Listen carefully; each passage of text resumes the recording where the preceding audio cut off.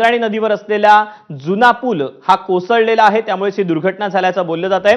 रविवार असल्यानं या भागामध्ये सध्या पर्यटकांची गर्दी होती। अशातच पूल कोसळून अनेक पर्यटक हे इंद्रायणीत बुडाल्याची देखील भीती व्यक्त केली जाते।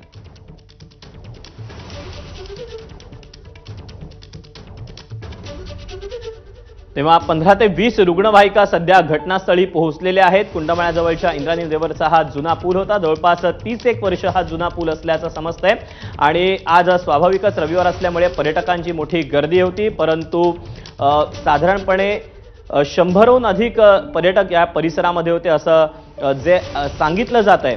त्यामुळे ज्या वेळेला हा पूल कोसळला त्या दरम्यान आता 20 ते 25 जण वाहून गेल्याची भीती व्यक्त केली जाते।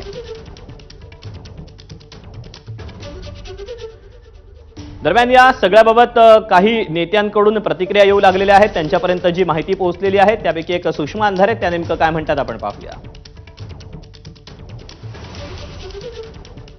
विभागीय आयुक्त, तहसीलदार आणि पोलीस कमिशनर यांच्याशी बोललो आहे। आत्ता प्राथमिक माहिती एवढीच आहे की हा पूल तुटलेला आहे, त्याच्यामध्ये काही लोक जखमी झाले, त्या जखमींना हॉस्पिटलमध्ये नेलेलं आहे आणि त्यासोबत काही लोक अडकलेले आहेत। त्यांच्याकरता NDRFची टीम त्या ठिकाणी पोहोचते आहे, त्यांना रेस्क्यू करण्याकरता।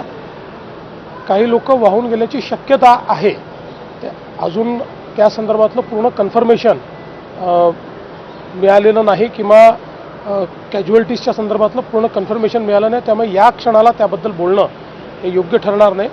पूर्ण माहिती याची मिळाल्यानंतर याच्यावर आपल्याला माहिती देता येईल। आत्ता प्रशासन तातडीनं सगळी मोबिलायझेशन करून आणि लोकांना कसा दिलासा देता येईल अशा प्रकारचा प्रयत्न चाललेला आहे।